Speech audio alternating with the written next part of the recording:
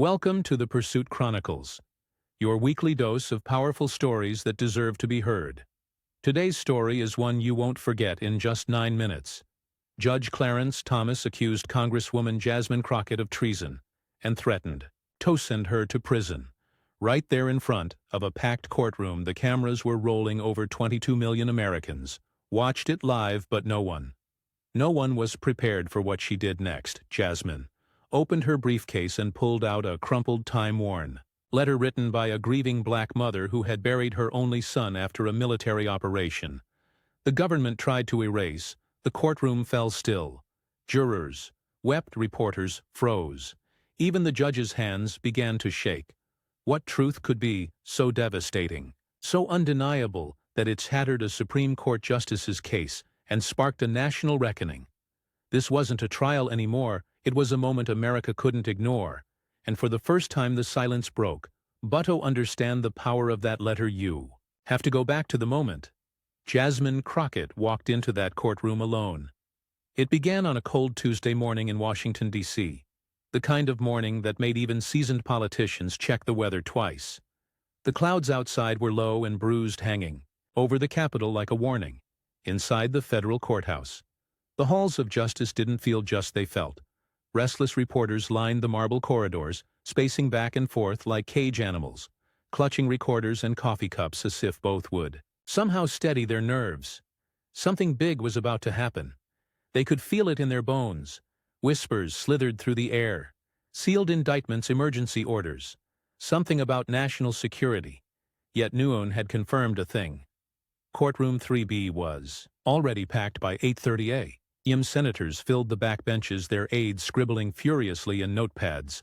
Former officials, military brass, even a few recognizable TV anchors were seated in the gallery, eyes sharp. Waiting, it was a rare thing when the highest levels of the judiciary collided with Congress in public view.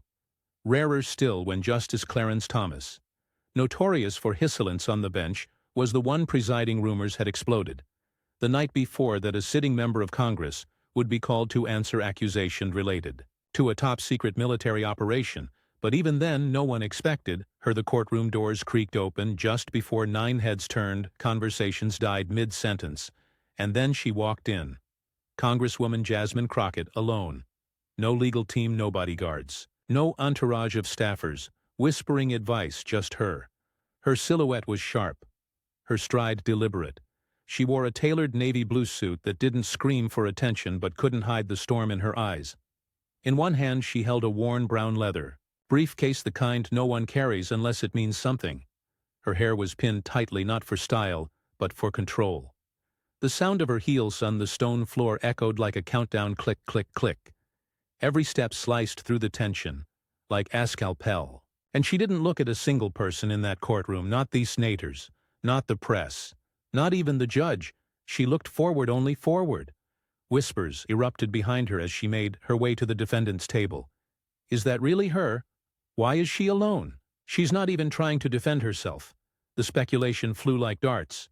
Some people snickered, expecting a dramatic breakdown.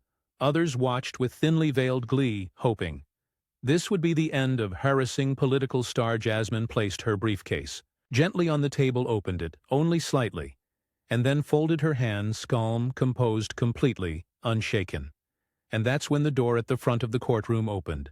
Justice Clarence Thomas entered with the gravity of a man who knew this would be remembered, not just as a ruling, but as a legacy. His black robe billowed slightly as he stepped up to the bench. There was no smile, no pretense of warmth. His jaw was tight, his gaze razor sharp. He didn't even wait for the usual formalities. The room hadn't fully settled when his voice rang out deep and resonant. Congresswoman Jasmine Crockett, he began, this court is in possession of classified evidence indicating that you willfully withheld military intelligence related to Operation Hollow River. His words were delivered with icy precision. You are hereby accused of treason against the United States of America. You will answer under oath. The room gasped. Audible Gaspone woman in the gallery dropped her pain. A man in the press section muttered, "What the hell?" loud enough to be heard, and then laughter, not joy but disbelief. The kind of laughter that leaks out when people think they've just witnessed the beginning of a political execution. Some smirked, others shook their heads. In disgust, one of the aides in the back actually fist-pumped under the table to them. It looked like Crockett's career was about to be torched live on television. But the woman in the eye of the storm didn't blink. Jasmine stood slowly, deliberately, her chair slid back with a low scrape that echoed in the chamber. She didn't raise her voice, she didn't shout her innocence or call for a lawyer. Instead, she placed her hands flat on the table, looked up at the most feared judge in America, and asked a single question: "Are you sure you want this?" The room froze. Not just paused, froze. That one sentence hit harder than any denial, any plea, any objection could have. It wasn't defiance, it wasn't desperation. It was certainty, the kind that rattles your spine because you know it's not for show. Just as Thomas faltered, if only for a second, his lips parted slightly. His eyes narrowed, not in anger but in calculation. Swear deep down he understood that Jasmine Crockett wasn't walking into atrial. She was walking into war, and she had brought something with her. The courtroom hadn't even begun to realize. The accused was about to become the accuser, and by the time this was over, not the judge, not the jury, not the country, would be able to unhear what she came to say. No one in the courtroom breathed as Jasmine Crockett reached into her briefcase. The tension in there was thick enough to crush a whisper. Everyone expected a legal maneuver, some technical counterattack, or a prepared defense, but that's not what she pulled out. No exhibit, no affidavit. Just a letter, a single, weathered letter. It was folded in thirds, its edges, curled like it had been opened, and closed more times than anyone could count. The corners were dog-eared. One side was marked with a faded fingerprint. Maybe ink, maybe dirt, maybe something else. There was a coffee stain on the bottom edge, and a tear running diagonally across the fold had been carefully taped. More than once, this was no ordinary letter. It had been held, tightly clutched, possibly cried over. Jasmine didn't raise her voice, she didn't build up to it. She simply held the paper in both hands and said, "This is not evidence, Yudai." Her tone was steady, low, but unshakable. "This is a truth we were never meant to see." And just like that, the courtroom transformed, no longer a stage for political spectacle. It became a quiet, reverent space. A place where ghosts might finally speak. Jasmine opened the letter as if it were sacred scripture. Every crease, every line she unfolded with care. Then she began to read aloud, and the room fell into a stunned silence. "My name is Mara Wilkinsey, am the mother of Private First Class Darius Wilkins. He was my only child, headed 2 years ago in an operation. In the Army, told me nothing about her voice was even, but there was something in it. A second rhythm beneath the words, like she wasn't just reading it. She was carrying the weight of it. They came to my door with a flag and 3 unformed men. They called him a hero. They said he served with honor. But they never told me how headied. They never told me why." A quiet shiver ran through the crowd. A journalist stopped typing mid-sentence. One senator leaned forward, suddenly still. Jasmine read on, the words tightening like a vice. "I asked questions. They said it was classified. I begged. They said it was for national security, but when I closed his bedroom door that night, I knew something was wrong. I knew. They were hiding something." A murmur of discomfort rippled along the gallery, and yet Jasmine's voice held steady, as if the letter had given her a new kind of strength. "For months I couldn't sleep. I started dreaming about him. I'd hear his footsteps on the stairs. I'd smell his shampoo. In the hallway sometimes, I'd think I heard him laugh just for a second, and then remember he wasn't coming back." That line hit like a brick through glass. You could hear sniffles, subtle at first, but they spread even among those who came in with arms crossed, waiting to see a career fall apart. They weren't prepared for this, because this wasn't about Jasmine anymore. This was about a mother's unanswered grief. "I'm not writing this because I want someone punished. I'm writing because I want someone, anyone, to tell the truth. I want someone to say my son mattered, that his life wasn't just a statistic buried in redacted reports." And then Jasmine paused just long enough to let the silence flood in like a wave. When she looked up from the final line, the courtroom was no longer the same. The smug looks were gone. The scoffing smiles, gone, all of it gone. The jurors sat, frozen, some with their mouths slightly open, others with eyes glazed, fighting back something they couldn't name. One of them, a retired Navy vet, hissed them into the corner of his eye and stared hard at the floor. A court reporter's fingers hovered above the keyboard. Paralyzed, even the gallery, packed with pundits and cynics, had gone. Completely still, what had started as atrial was now a funeral. With witnesses, no one dared break the silence, not even the judge, because somehow, without raising her voice, without throwing accusations or citing legal codes, Jasmine had done the impossible. She made the entire room feel something, not for her but for a mother they had never met, in a young man they would never know. She gently folded the letter back up. Like she was tucking someone in, she placed it on the table, her hands so composed, moments earlier now rested still. And in that stillness, the audience watching, from court benches, living rooms, cell phones across the country, began to realize they were not witnessing a defense. They were witnessing a reckoning. The room was still reeling from the letter. But Jasmine Crockett wasn't done, not even close with a soft click of a latch. She opened her briefcase again. This time she didn't pull out something delicate. What she lifted out was cold-printed and official government documents. Declassified, labeled Top Secret, Hollow River. The seal had been crossed out, but the weight of it still lingered. She placed the stack neatly on the table in front of her, like she had rehearsed the motion 1,000 times in silence. The judges, clerks, and cameras leaned forward.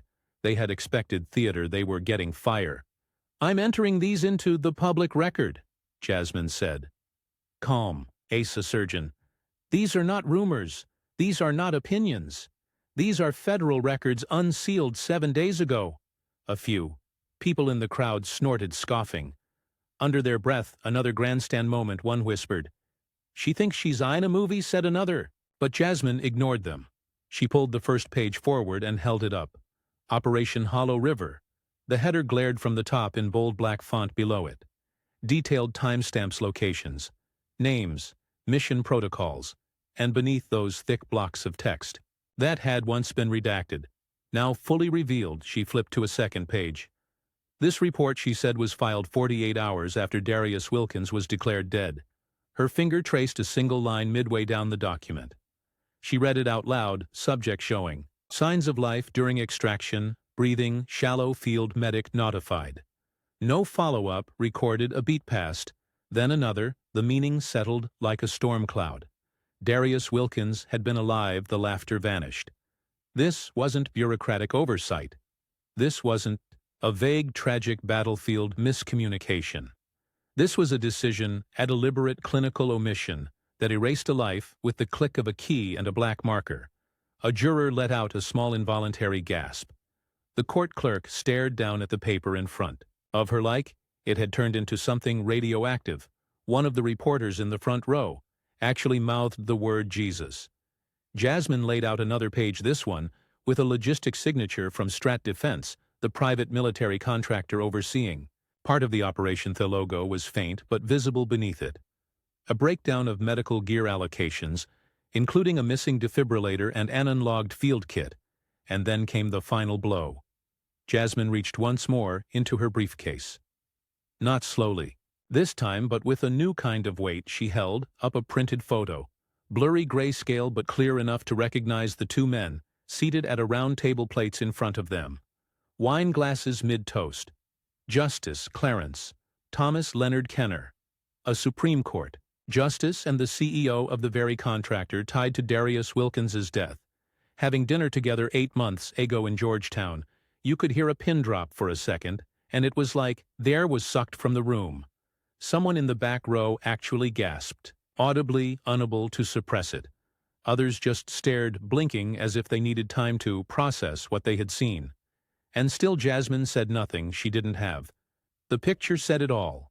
Clarence Thomas shifted slightly in his chair, but his face usually. A stone mask had cracked, not entirely, but just enough. There was no laughter anymore, not even from the cynics in the back. This wasn't about partisanship or theatrics. Now it was about truth and the uncomfortable realization that the system meant to protect them might have buried more than just files. It may have buried people. The door at the back of the courtroom creaked open again, this time without Announcement without ceremony. Heads turned, cameras didn't flash, but every eye locked on the figure slowly. Making her way down the aisle, Eloise Wilkins. She was small, barely over 5'5", with tightly curled gray hair, and a cane that clicked softly against the floor. But something about her presence made there in the room thicken. She wasn't trembling, she wasn't intimidated.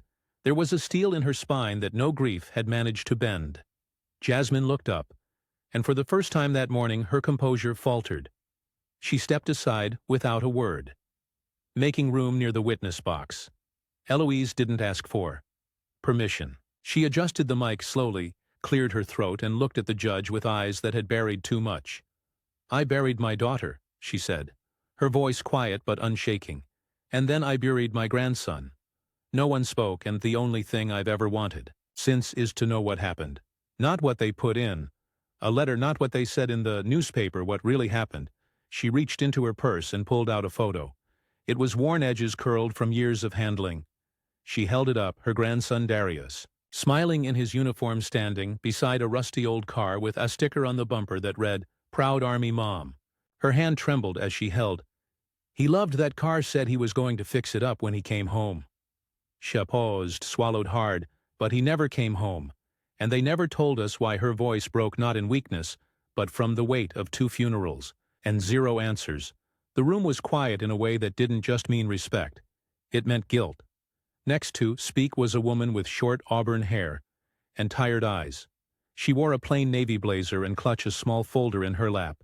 As she sat, Susan Hale, former Army nurse. Her credentials were unquestionable. Her record impeccable. Butherface told another story, one of sleepless nights, and the burden of memory. "I was on duty the night Private First Class Darius Wilkins was brought in."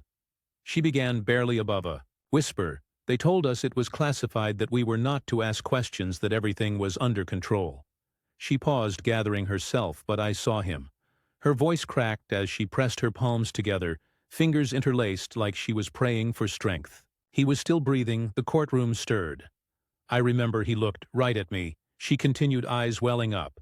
"And he said," he kept saying, "Tell my mama I'm okay." Over and over, like he thought. If he said it enough, someone would make it true. Her lips trembled, but no one answered, and he died alone. A journalist lowered her camera and covered her mouth with her hand. A juror gripped the armrest so tightly their knuckles turned white. This wasn't testimony, it was confession. And Susan Hale looked like a woman who had waited years to finally say it aloud.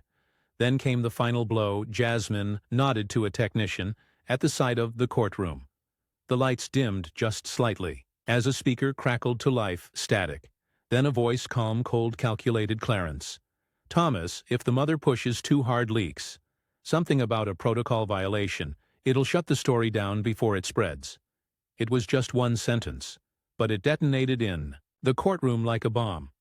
There was a sharp inhale from the gallery, a sudden clatter as someone dropped their pen. Even the stenographer flinched. The voice was unmistakable. Not a rumor, not a quote taken out of context, but a direct recording of the judge himself, strategizing to bury the story of a mother's grief. Clarence Thomas, usually unreadable, turned slightly in his chair. His jaw clenched, his gaze lowered, not in reflection, but in quiet realization. That the game was up. There was no rebuttal to be made, no clarification that could soften the blow. What had started as a courtroom inquiry was now an exposed wound, and the nation was watching it bleed. No one knew what Jasmine Crockett would do next after the testimony. The documents, the recording, everyone expected a fiery closing argument, something powerful. Andre Hurst, a last strike to drive it all home. But Jasmine didn't speak. She didn't approach the bench or point fingers. She simply turned, walked to the side of the room, and picked up an object that had been sitting quietly against the wall, a wooden chair. Not a courtroom chair, not a government issued one, a plain, battered kitchen chair. The kind you'd find tucked into a small, humble dining room in any American home. She carried it slowly to the front of the courtroom and placed it beside the witness stand, resting one hand gently on its back. This, she said, softly belonged to Darius. Voice was low, not broken. Not performative, just honest. His grandmother gave it to me the day she buried her daughter. She said, "This is where he sat every night for dinner." This is where he told us he was going to enlist. This is the last place he laughed before he left. Jasmine's hand traced the curve of the backrest. It's just wood, just a chair, but it's been empty for 2 years now, and it's a reminder of what silence costs. She didn't say another word. She didn't need to. The chair said everything. Every person in the room saw it. Differently, some saw loss, others guilt. A few, perhaps the ones with medals of their own, saw themselves, but one thing was undeniable. This wasn't a courtroom exhibit. This was a wound placed on display in its simplest, most devastating form. No charts, no statements, just a seat left behind by someone who never got the truth. And then in the stillness that followed came a sound no one expected, any footsteps from the gallery. A small boy, Caleb, no more than 9 years old, slowly walked forward. He wore a too-big blazer and clutched something small. In both hands, people watched as he passed rows of adults. Without fear, his eyes locked on Jasmine. She knelt to meet him, and he hesitated, then uncurled his fingers in his palms. Lay a scratched, tarnished military medal. Its ribbon frayed at the edges, the metal worn smooth from being handled too often. Too young, his voice was barely louder than a whisper. "My big brother's name was James," he said. "He died 2 years ago. Nobody ever told us why." He looked down at the metal, then back up at Jasmine and added, "But you told the truth." And Jasmine, who had stood through accusations, lies, and corruption, without flinching, finally broke. Tears streamed down her face as she took the metal with both hands as if it were made of glass. She didn't wipe her eyes, she didn't apologize, she cried in front of the judge, the cameras, the press, because in that moment, it wasn't about politics, it wasn't about strategy. It was about a little boy, a lost brother, and a truth finally spoken allowed the courtroom, once a fortress of power and control, now sat in reverent silence. Not because of what Jasmine said, but because of what she made them feel, and because of what that empty chair in that tiny metal left behind. In all of them, by the time Jasmine stepped out of the courthouse, the story was no longer just hers. The steps outside were packed shoulder to shoulder with people, thousands of them. Some had come from across the city. Others had driven in from neighboring states. There were mothers holding frame photos of sons and daughters. In uniform, elderly veterans stood with medals pinned to their jackets. Their expressions, unreadable. Children perched on shoulders held handmade signs that said things like, "Tell the truth, his life mattered." And we're still waiting. There were no chants, no chaos, just silence, a deep, deliberate silence that pulsed with meaning. People didn't come to protest, they came to witness. Jasmine didn't wave, she didn't speak. She simply walked down the steps holding the folded letter and the small medal that had been placed in her hands by a child. A few people wept openly. One man removed his cap and placed it over his heart. And as she moved through the crowd, no one reached out to touch her. Instead, they made space. They parted for her, not like a politician, but like someone walking a sacred path, because by now they all understood this wasn't about scandal. It was about memory, and memory, once awakened, doesn't go back to sleep hours later as the news cycles spun wildly, trying to keep up justice. Clarence Thomas quietly stepped down. There was no press conference, no public statement, no exit speech delivered from the bench, just a notice from the clerk's office filed under administrative updates, and the distant sound of a heavy wooden door closing behind him. Their resignation sent shockwaves across every news outlet, social feed, and government building in the country. Commentators scrambled for explanations. Allies went silent, opponents hesitated, unsure whether to celebrate or mourn. But for those who had watched what happened inside courtroom 3B, the meaning was clear. This wasn't just a resignation. It was a surrender, not to politics but to truth. The kind of truth that doesn't shout, doesn't fight. It simply waits, and when it's finally heard, it changes everything. 3 days later, at a quiet section of Arlington National Cemetery, something remarkable appeared. There was no ceremony, no military flyover, no podium or camera crew, just a black granite wall, long, simple, impossibly still. The names etched into it didn't come with ranks or titles. They weren't alphabetized, they weren't announced, but For those who looked closely, they could see what made it different. These were the names that had been buried. In redacted files, the erased. The hidden, the forgotten. Someone had placed flowers along the base. Others left notes, taped in plastic sleeves or weighted down with stones. One card read, "You were never invisible to us." Another said, "Your name lives now." A third simply said, "I'm sorry it took this long."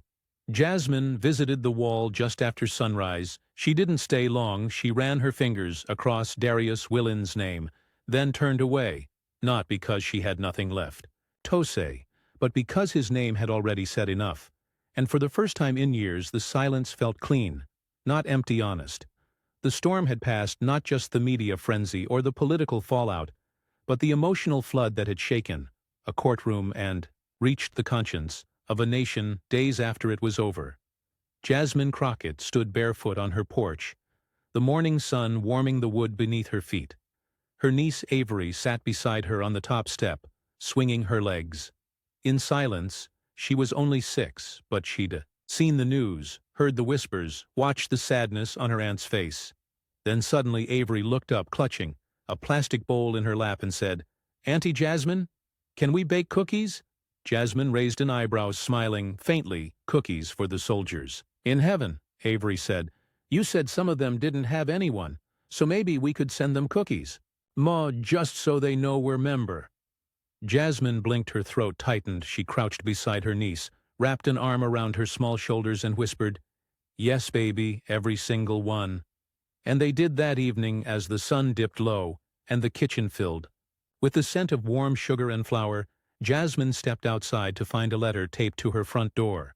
It was handwritten in careful, slightly shaky cursive, no envelope, no fanfare, just an Amy scrolled in the corner. Eloise Wilkins. Jasmine peeled it from the wood, gently unfolded it with reverence, and read, "You brought my grandson home not with a casket, but with truth. That's more than the government ever gave me. Thank you, Eloise." There were no other words, none were needed. Jasmine pressed the note to her chest and sat on the porch, steps, eyes closed. The breeze moved through the trees like a sigh somewhere. Inside the house, Avery called out that the cookies were burning. Jasmine laughed through the tears and wiped her face with the sleeve of her sweater. It didn't fix everything, but it meant something, and that was enough for now. People think justice always wears a robe, that it lives in high places behind marble walls and Latin inscriptions, that it's written in verdicts measured in years and delivered by gavels. But sometimes it wears grief. Sometimes it walks in with a cane in a folded photo.